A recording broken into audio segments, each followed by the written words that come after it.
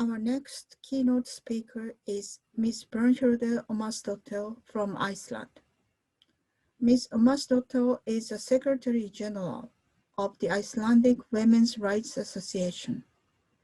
A specific focus of the association is gender equality in politics and education, and it closely works with women active in political parties represented in Helsinki, and with teachers in Iceland and the other Nordic countries. Ms. Ómarsdóttir will tell us what happened during the early phase of COVID-19 pandemic in Iceland. Title of her presentation is Gender Equality and Women in the Time of Plague. My dear friends in Japan, I want to begin by thanking you all for inviting me to speak again at your meeting. I have such fond memories of my last visit to your country, a visit which has become one of my more valued memories, especially today when I, like so many in the world, have been locked down within my own borders, unable to travel to new places and unable to meet new people face to face. I want to begin by showing you a picture. This is me. Same time last year, last summer in Akihabara, Tokyo. As you can see, I have a bemused look on my face since I have the strange feeling that the number of people I just saw on the streets of Tokyo that night was probably higher than the total population of Iceland, which is just over 360,000 people. Today, a year later, I am speaking to you from my apartment in Reykjavik, where I have been working for the past 8 months, ever since the first wave of the COVID-19 pandemic hit Icelandic shores. The COVID-19 pandemic is a global calamity, a pandemic that has affected all of us. It has changed our societies, the way that we live our lives, and for far too many of us, it has taken our lives. The differences between how different countries have fared during this epidemic have shown us that gender equality is actually one of the key indicators of how resilient a society is when dealing with the economic, social, and political effects of the pandemic. Today, I want to address the challenges that face us in the global work for gender equality.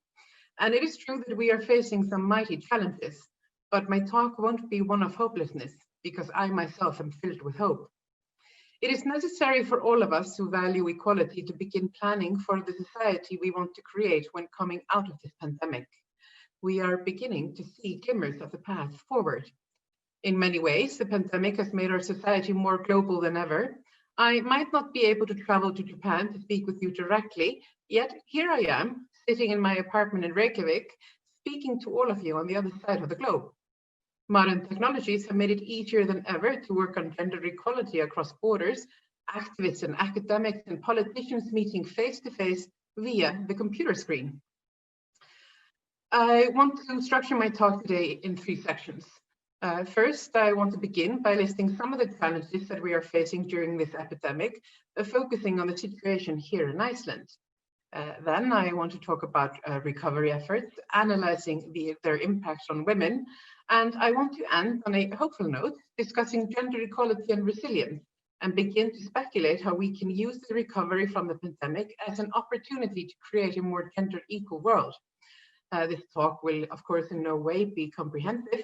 I am giving a snapshot in time of a small corner of the world and only addressing part of the challenges that we are facing right now. To date, around 1.5% of the population in Iceland has contracted COVID-19. The pandemic has had a great effect on how we live our lives. The government in Iceland has had to implement many restrictions on business and civil society. Since October, all bars have been closed, as are all swimming pools and health clubs, and all sporting and cultural events have been cancelled. Strict restrictions have been placed on those businesses that remain open. Only 10 people are allowed at a time into shops, restaurants, and museums, with special exemptions for drugstores and food stores, which can admit 50 to 100 people at a time. Schools are still open, but schools at the secondary level and tertiary level, that is high schools and universities, have in many cases moved their classes online. And now, the pandemic has not only had a social impact, but also a significant economic one. The greatest economic impact has been on the tourist industry. The rapid decline of international travel and closing of various borders has had a detrimental effect on Iceland's society and a catastrophic effect on the tourism industry. Iceland, like Japan, is an island nation, but unlike Japan, we are a small country located far away from the rest of the world in the middle of the North Atlantic. For most of our history, we were isolated from the rest of Europe. You might have heard that there are no trees in Iceland, and that's really not an exaggeration, as you can see from the drone video now playing. Only about 1.2% of Iceland is covered with forests. This means that for most of our history, we were dependent on other nations for our contact with the world. Since we could not construct our own wooden ships, we had to rely on other nations to sail to Iceland to bring in goods and trade and to transport our people for study and travel abroad. This all changed in the 20th century when Iceland, for the first time, was in control of her own destiny, buying her own steel machinery, first boats and then planes. This connection with the rest of the world has meant everything to us here in Iceland. We as a culture value travel abroad and we welcome foreign visitors. This is because our connection with the world has widened our cultural horizons. Tourists and immigrants to Iceland have brought with them a new culture that has revitalized the Icelandic culture and made it so much more vibrant. Losing this connection, however briefly, has been psychologically devastating, and it has been economically devastating as well. The tourism industry plays an oversized part in the Icelandic economy. The travel industry accounts for about 30% of our exports. Last year, 20% of all credit card payments in Iceland were made with foreign credit cards. The collapse of this industry poses a great threat to the Icelandic economy. The numbers are stark when we look at the raw figures of people traveling through Keflavik Airport, Iceland's largest international airport. Here you can see a graph of the departures of foreign travelers from Keflavik Airport for the past 4 years. In October of this year, 9,801 passengers departed the airport compared to 163,093 the year before, and in 2018, 199,626 people. This collapse of the tourism industry has had a devastating effect on the economy and well-being of tens of thousands of families in Iceland. Around 15% of the people in the labor market work in the travel industry, and the majority of them are women. 50% of those working in hotels, restaurants, and tourist offices are women, and 57% of those working in the service industry. Now, here's a chart of the number of unemployed people in Iceland in September of this year. Unfortunately, the graph is in Icelandic, but I will walk you through it. Now I want to, before we start, I want to remind you all of how incredibly small the labor market is in Iceland, only 200,000 people. There were around 18,000 people unemployed this September in Iceland, a laughably small figure in Japan, but a devastating number here in Iceland.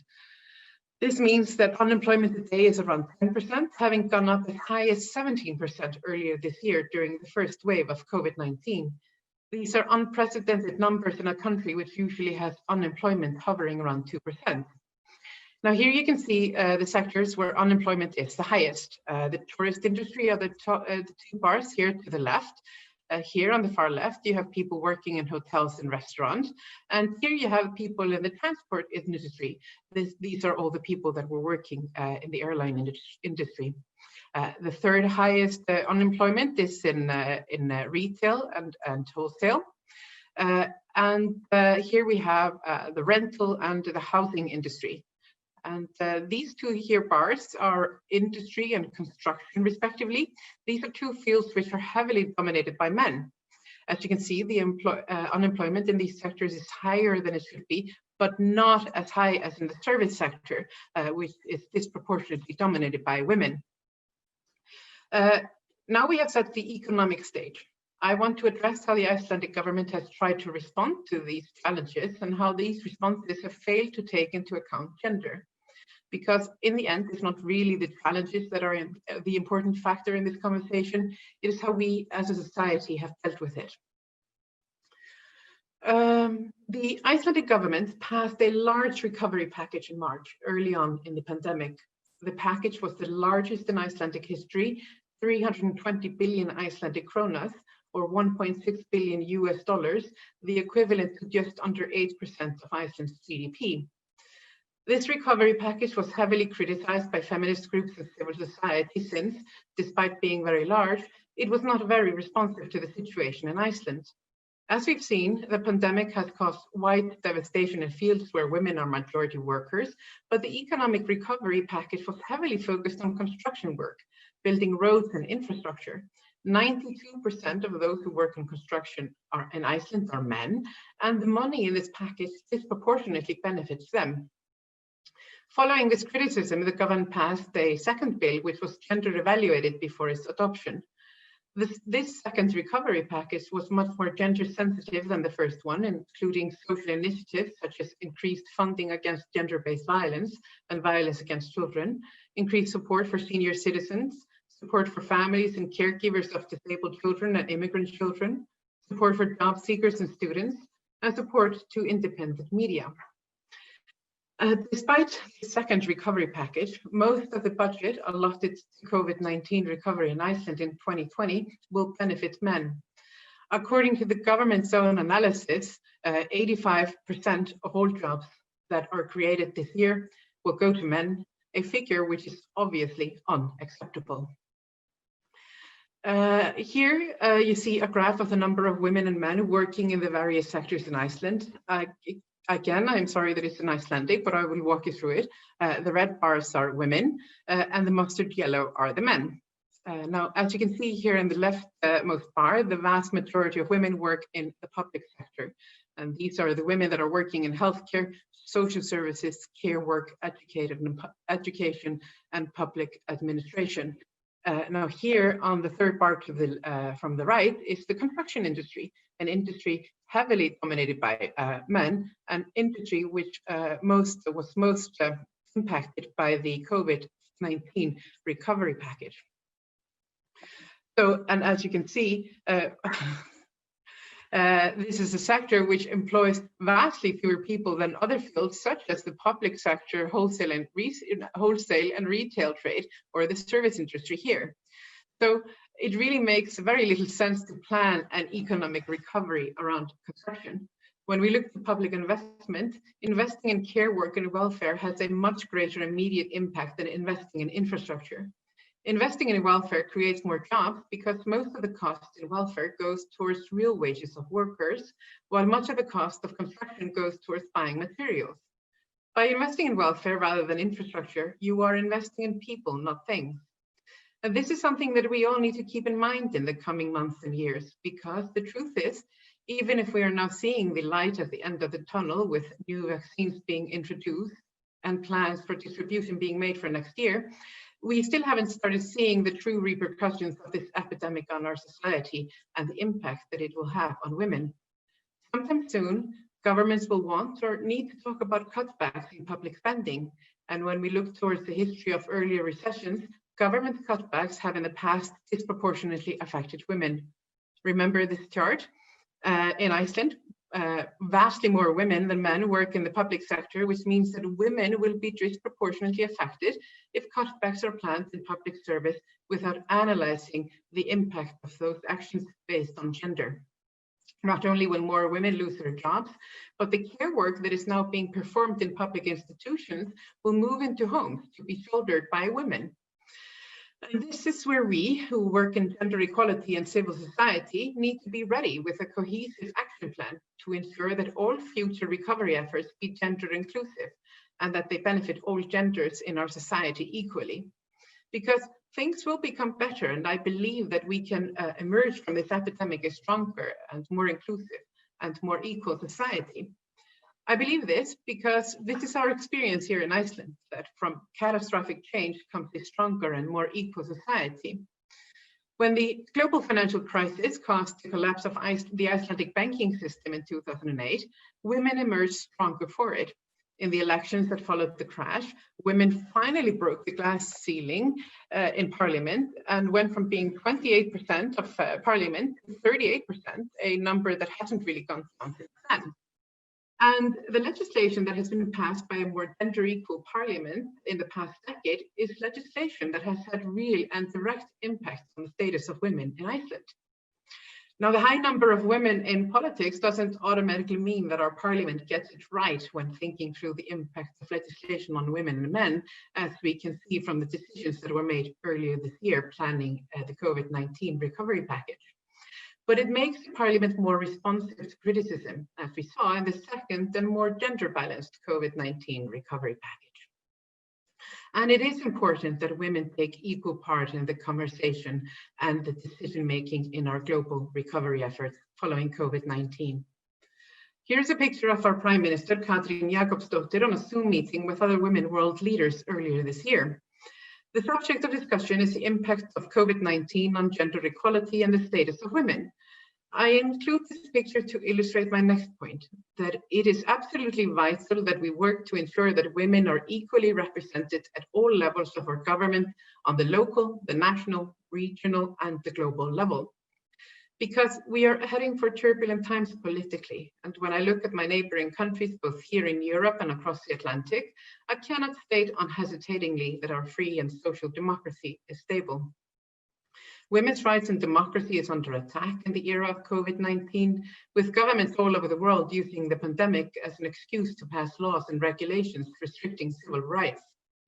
Here in Europe, when COVID-19 first hit, Hungary passed a new set of coronavirus measures that included jail terms for spreading misinformation and gave no clear time limit to the state of emergency, allowing the Prime Minister, Viktor Orbán, to rule by decree.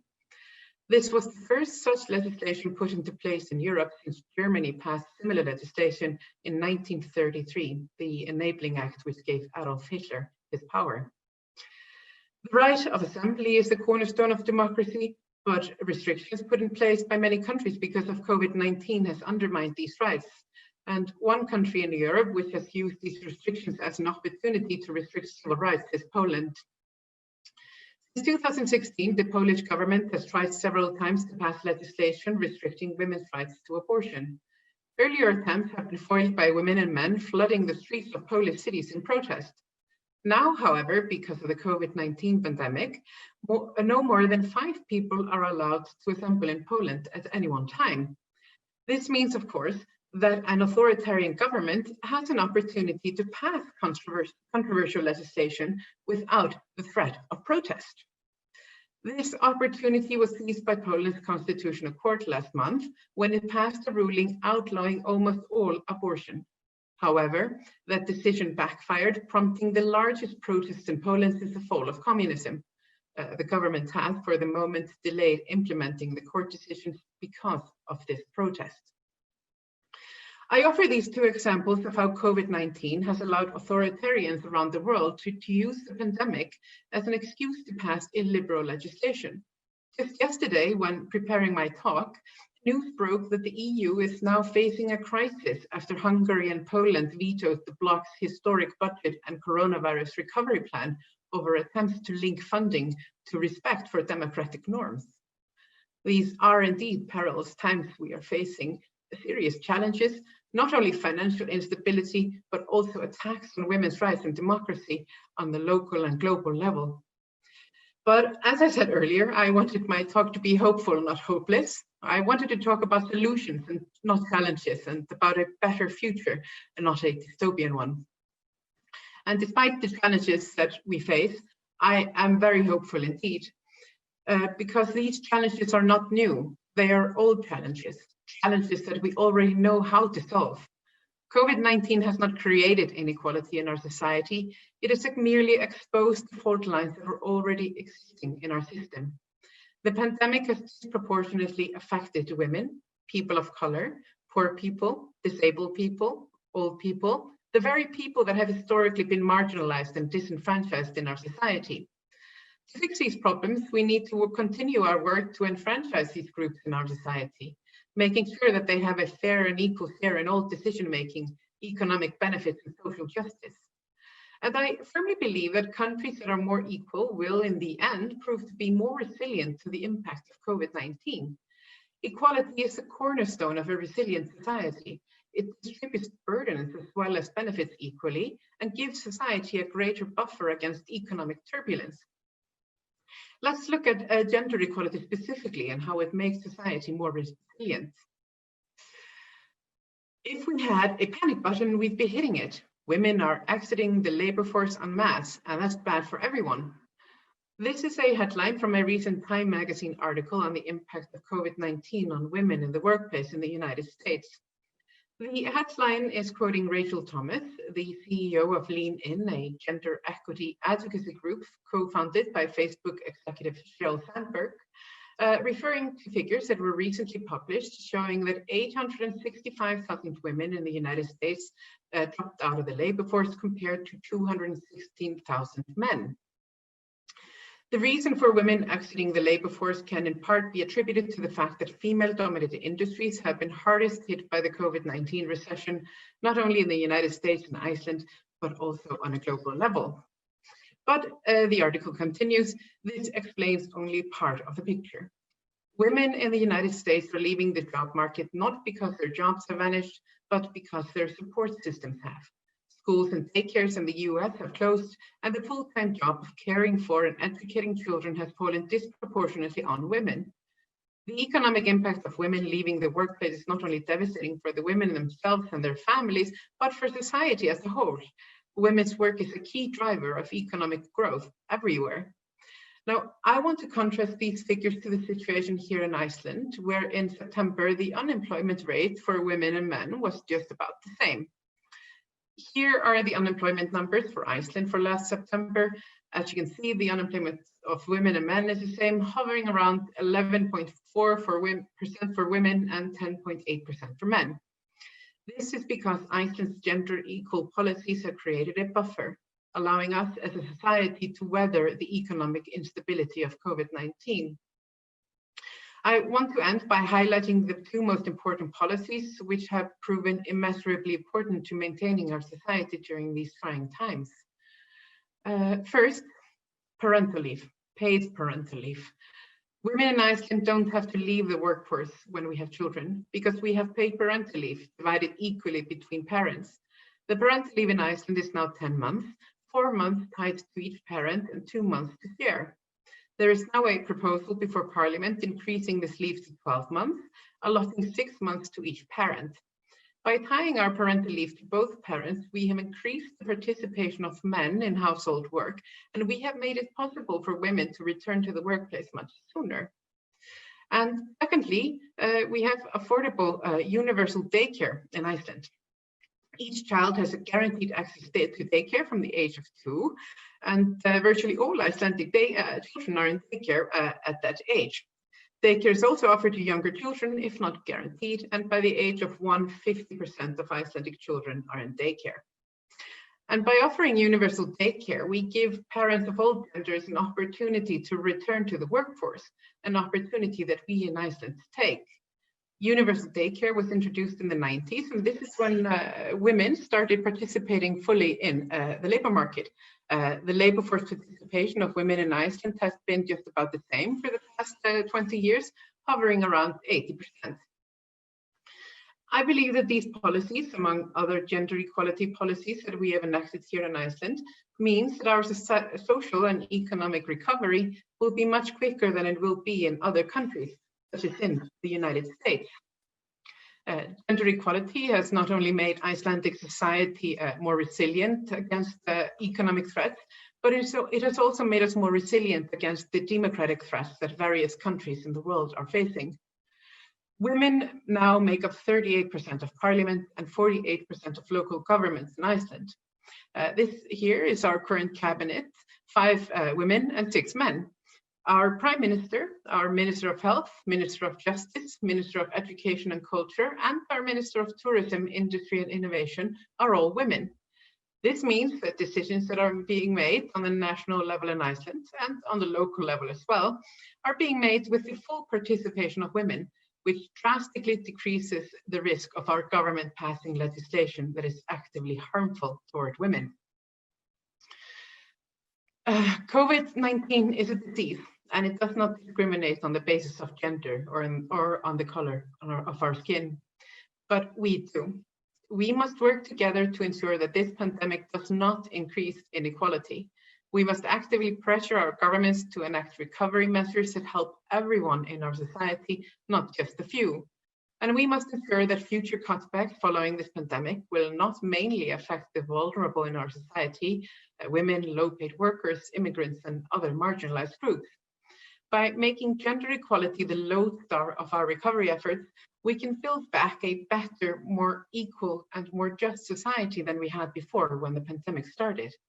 And we will do this work together, learning from the experience of others, fostering global communication and global care.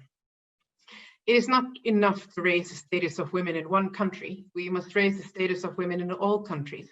We women can never really be free and equal if our sisters outside our national borders remain oppressed. Today, we communicate via Zoom and we begin our work planning a better tomorrow via digital means. But soon enough, we will be meeting again in the real world, and I look forward to that time, my sisters and brothers and siblings in Japan, when we can meet face to face to continue our work towards a gender equal future. Thank you. What an inspiring keynote speech. Icelandic experiences of COVID-19 tell us one important lesson. That is, our gender parity at political arena does not automatically guarantee gender-responsive policies. We Japanese sometimes consider Iceland is a role model of gender equality due to the global gender gap rankings. At the time of public health crisis, however, even the Icelandic government prioritized construction sector, for example, which is a heavily male-dominated sector. In order to push back such a policy, advocacy work of civil society organizations will play a key role. I was also very much impressed by your statement that COVID-19 is not a new challenge, but they are the old challenges. It reveals to which extent our society has been resilient to support the vulnerable groups of the people at the time of the plague. Thank you so much, Brun-san, for your message to the Japanese audience. This is the end of the part 1. Please continue to enjoy part 2, country reports from Indonesia and Vietnam.